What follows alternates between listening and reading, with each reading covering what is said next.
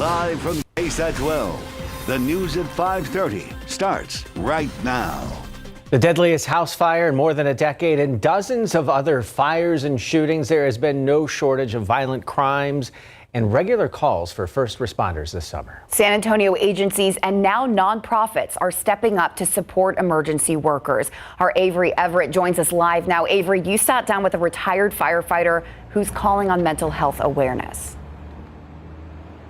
Right, Courtney. I mean, it may seem pretty quiet right now at San Antonio Fire Department Station number 4, but this summer it's been back-to-back calls. And when we talk about mental health, SAFD and SAPD have programs in place to support their staff, but they aren't the only ones taking additional action this summer.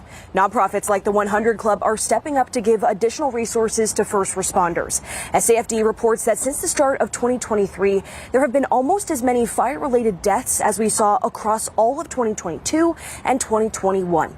With the violence that first responders see on a daily basis, the 100 Club president says he's trying to provide as much support as possible. Our first responders to see these things on a regular basis and then bring them home to their families, it's a lot of weight to bear. The 100 Club also has resources for families, and coming up tonight on the Night Beat, you'll hear from one firefighter who has received those resources and how he says conversations about mental health awareness have completely changed the outlook of his life. For now, I'm Avery Everett, KSAT 12 News. Thank you, Avery. Right now to the newest updates from Maui. President Biden signing a federal disaster declaration to help with the recovery efforts on the island. The declaration comes after the death toll rises to 93 people, with many more still missing. Teams continue to search through the rubble in the historic town of Lahaina, looking for victims or any possible survivors. The deadly fire started tearing through parts of Maui on Tuesday. More than 2,200 structures damaged, the flames burning more than 2,100 acres. Many now expressing anger at the local government. There was no alert that went off, no alarm, no text that was telling us that we needed to evacuate. According to the National Fire Protection Association, the Lahaina fire is now the 5th deadliest wildfire in U.S. history. Back here at home, we have learned the woman who was shot multiple times at a gas station near downtown yesterday has died from her injuries. The Barrett County Medical Examiner's Office confirming 34-year-old Deanna Mason died in that shooting. It happened yesterday afternoon at a Valero gas station in the 900 block of West Hildebrand Avenue. Officers say she was shot in the head and chest. No suspect information has been released. We also have an update for you in the multi-vehicle crash yesterday that critically injured a child. We've learned a brake malfunction led to that crash. San Antonio police say a Ford F-150 attempted to stop at the stop sign at Bassey Road in Buckeye yesterday morning when the brakes malfunctioned. The Ford hit a Dodge Journey going through that intersection, causing the Journey to slam into another vehicle. Both people in the Journey were taken to the hospital with serious injuries. One of those passengers is a child. Happening around America, in Pennsylvania, officials saying 5 people died at a massive explosion that destroyed 3 homes. Authorities say that explosion in one house caused a fire that then spread to other homes. Emergency officials say it could take years to figure out what caused the blast. Now that we are at this phase, the cause and origin investigation of our fire marshal's office will begin in earnest. Please understand that this will be a slow and long process as things need to be tested, and there will be lots of forensic testing to be able to prove anything one way or another, and that this investigation may last for months, if not years. So please keep that in mind. It's a slow process. Crews from 18 different fire departments had to help put out the flames. County officials say the Red Cross and Salvation Army are assisting residents impacted by the explosion. As former President Trump deals with an investigation in Georgia, the current president, Joe Biden, is facing pressure over a different probe, this one involving his son, Hunter. CNN's Priscilla Alvarez explains how the White House is reacting to that case. The White House is maintaining its no-comment strategy after Attorney General Garland announced that the U.S. attorney leading the Hunter Biden probe would be special counsel. Now, that is consistent with the strategy the White House has taken before over various Justice Department actions. And in a statement to CNN, White House spokesperson Ian Sam said the following when asked about the latest announcement, saying, quote, "We would refer you to DOJ or to Hunter Biden's personal representatives." Now, the White House did not receive a heads up ahead of the Attorney General announcing that there would be a Hunter Biden special counsel. That, too, is consistent with other Justice Department actions. But, of course, this is a case that the Bidens were hoping to put behind them and close that chapter after that expected plea deal that fell apart. But now they're going to face a continued criticism from Republicans as these legal proceedings unfold. Republicans on Capitol Hill have flirted with a potential impeachment inquiry into Biden. When asked about that, the White House has said that that is baseless and a stunt. But it is all to say that the White House continues to face fierce criticism from Republicans over the Hunter Biden probe, even on the heels of this announcement by the Attorney General. The president, for his part, has not weighed in on this publicly, but previously has said that he and the First Lady, Joe Biden, love and support their son. Priscilla Alvarez, CNN at the White House. Still ahead on the news at 5:30, why a back-to-school event was forced to end early today. Plus, the top 5 things the Department of Public Safety says drivers need to do in order to keep safe in school zones.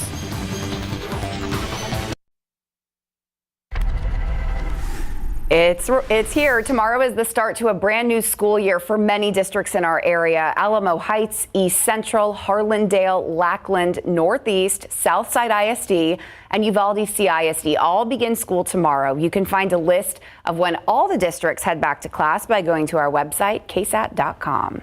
And the Department of Public Safety wants you and your kids to be safe as a new school year gets underway. DPS reminding drivers to use extra caution in and around school zones and neighborhoods. The agency also encouraging parents to talk to their kids about how to stay safe when walking to and from school. Now, a few things drivers can do to keep students safe is follow the directions of those school crossing guards. Don't block a crosswalk when stopped at a red light or stop sign. Always stop when a bus has the flashing red signals on. Follow the speed limits and traffic laws in those school zones, and never, ever, ever be on the phone while you are driving, especially through those school zones. Put the phone down. That's right. Yes. District 3 Councilwoman Phyllis Villagran helping students get ready for the upcoming school year with a back-to-school event. It happened this morning at the Green Line at Brook City Base. The free family event helped 800 students get backpacks, school supplies, and back-to-school haircuts. Councilwoman Villagran says holding events like this for students within Southside and Harlandale ISD helps them feel confident going into the school year. I think it's important to get the students excited about going back to school. I think we need to understand that this is an economic impact on so many families, and anything we can do to help is important. Councilwoman Villagran's goal was to give out 3,000 backpacks, but the heat forced that event to end early. So if you were not able to make it out to the event before they shut down, you can contact the District 3 office to get your supplies. That heat dangerous again out there. It really is. And of course, we've been dealing with it for the past couple of weeks, but still with these triple digits continuing, heat safety is still so important, especially as the kids are getting back to school. So gearing up for the upcoming week, make sure that they take the water bottle with them as well. All right. It was the 48th triple digit day so far this year here in San Antonio. You can see the vast majority of us still in the 100s, 103 over at the airport, 97 though in Canyon Lake.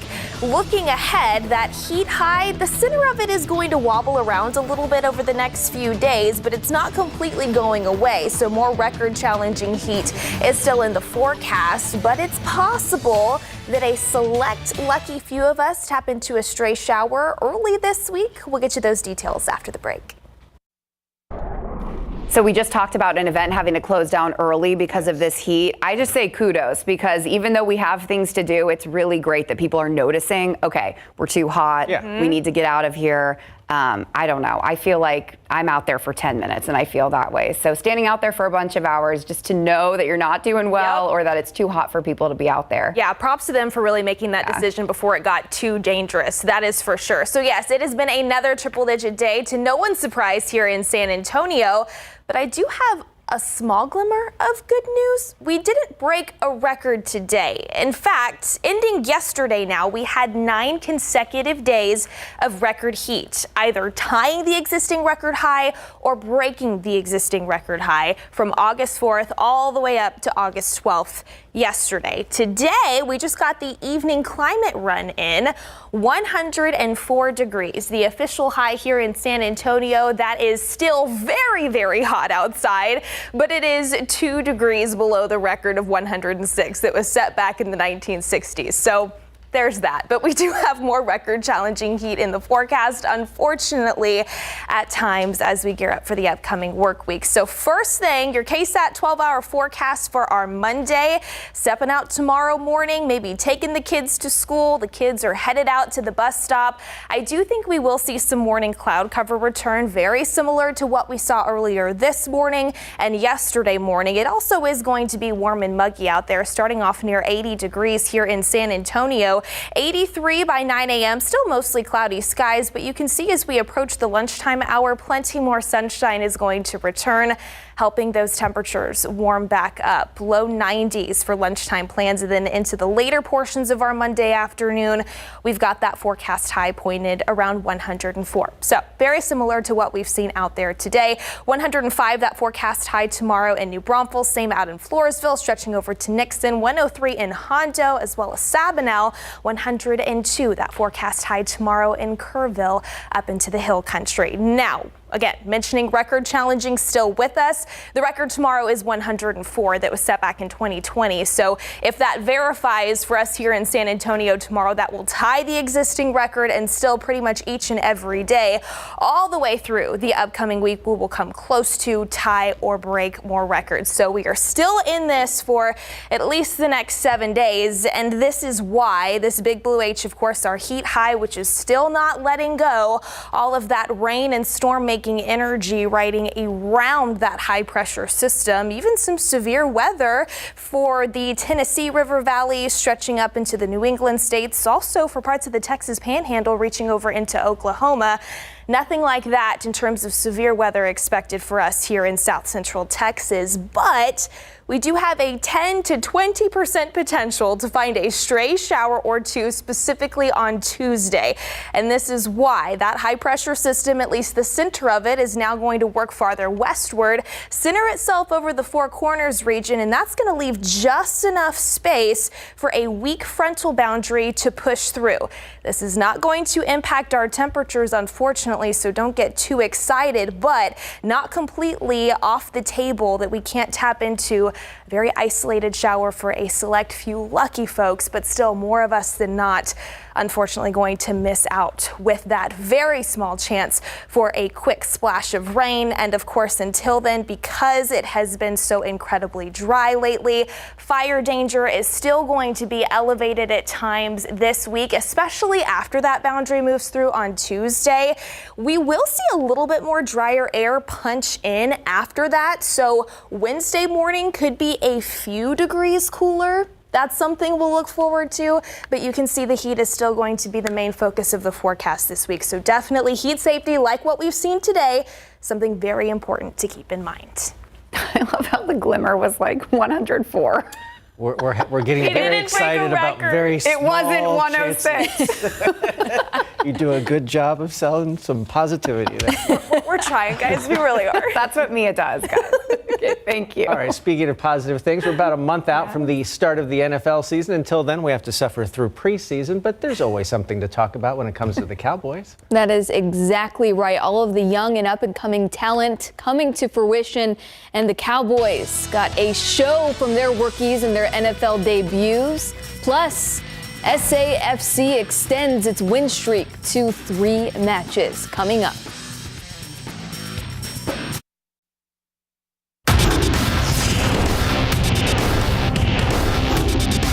I'm going to do this for the Dallas Cowboys. You know, a lot of people dream about that. A lot of people say, man, I want to do that. And I'm part of that 1% that got the chance to do that. So I definitely, before the game, took 5 deep breaths and just soaked it in. And like I say, I wouldn't want to be nowhere else. I'm glad to be here. And, you know, like I said, I'm looking forward to the rest of the year. UT alum DeMarvion Overshone and the rest of the 2023 Dallas rookie class put on a show last night, right now in Big Board Sports. The Cowboys fell short against Jacksonville Saturday night, losing 28-23 in week 1 of the NFL preseason. But as we know, wins and losses this time of year don't hold nearly as much weight as what we see from the young talent. 5'5" rookie running back Deuce Vaughn stood out from the pack, racking up 56 total yards, including a touchdown, while showing off his precise route running and speed. Linebacker DeMarvion Overshone not only emerged as a leader, he came through with a clutch third down stop on 3rd and 1. It's hard to put into words, man. Can't take all the credit. I mean, those guys up front, man, they were blocking their butts off all game. And to get in the end zone in your first preseason game, I mean, man, it's a testament to all the work that's been put in over the past, since pre-draft. Deuce, I mean, he's clearly special. I mean, he made a cut today that was full speed. I don't know how you tackle him. He did a great job. Just getting out there and flying around, really putting on tape that's how I play ball. I like to fly around. I'm happy when I'm out there, and I'm passionate when I'm out there. So I'm looking forward to turning on the tape, definitely cleaning up the stuff that didn't go well. But other than that, I'm ready to move forward and get better from watching this game. The Cowboys are on the road next week for week 2 of the preseason against Seattle. Things have ramped back up at Texans training camp, now about 3 days removed from their week 1 preseason win against the Patriots. Houston put on the shells and got after it this morning. Not only was it hot outside, but D'Amico Ryan's club was feeling the intensity. So much so, a fight almost broke out after a play between back Devin Singletary and linebacker Christian Harris. In Coach Ryan's book, that's a good day. To see scuffling in training camp, I would say finally we actually see, some guys, that's what training camp is about. Sometimes you're going to get tired of hitting the same guy over and over again, right? It's the linebackers and running backs, they're going to thud up a lot in practice. And, of course, we want to be safe. We want to make sure we keep guys up. But also it's going to get a little edgy. It's going to get a little chippy. And that's how I want to play. Offensively, defense, I want to play with the edge. Houston has one more solo practice before Miami visits for joint practices in Saturday's Week 2 preseason game. Last night's Hoops Hall of Fame enshrinement resurfaced Spurs greatness. Becky Hammon found her way into the San Antonio Spurs organization when head coach Greg Popovich hired her to become the first full-time female assistant coach in the NBA. That was just one of many, many firsts in Hammon's groundbreaking career in basketball. It takes everybody when you're climbing hills. It can't just be a women's thing. It's got to be a us thing. And when you have men that really put action behind their words, it's meaningful. It moves the needle. And we moved it, but we still have more work to be done. Hammon repeated that sentiment throughout the evening. The Hall of Famer feels this is just the beginning of what she set out to accomplish in the world. San Antonio FC returns home after a 2-game road stretch where the club earned wins over Phoenix Rising FC and New Mexico United. SAFC maintains the second spot in the USL Western Conference behind Sacramento Republic FC. Last night, the club netted 3 goals in the first half, then put the clamps on in the second to keep the clean sheet. Midfielder Rita Zahir scored the first 2 goals in his second brace of the year. I just feel comfortable. I feel good. When a player feels good and in a good environment with coach that trust him, it can only be good. How are we going to change that? We're down 2-0. Next, SAFC hosts RGV FC this Wednesday at 8 in the evening. All right. Thank you, Mary. Thank you. And we'll be right back. All right, 103 here in San Antonio as we approach the top of the 6 p.m. hour with plenty of sunshine. It's a little breezy, winds out of the southeast at about 10 to 15 miles per hour, and we could very well see some gusts upwards of about 20 to 25 into the evening as those temperatures start to drop off under clear skies, kind of like what we've seen over the past couple of evenings. Heading into our Monday, a mostly cloudy start with the low near 80, plenty of sunshine into the afternoon, 104 that daytime high. More triple digits continue daily this week, but we'll hope for maybe a stray shower on Tuesday. Thing we'll remember most about this newscast today, no broken records. No, exactly. 2 whole degrees. We did it. We'll see you at 10.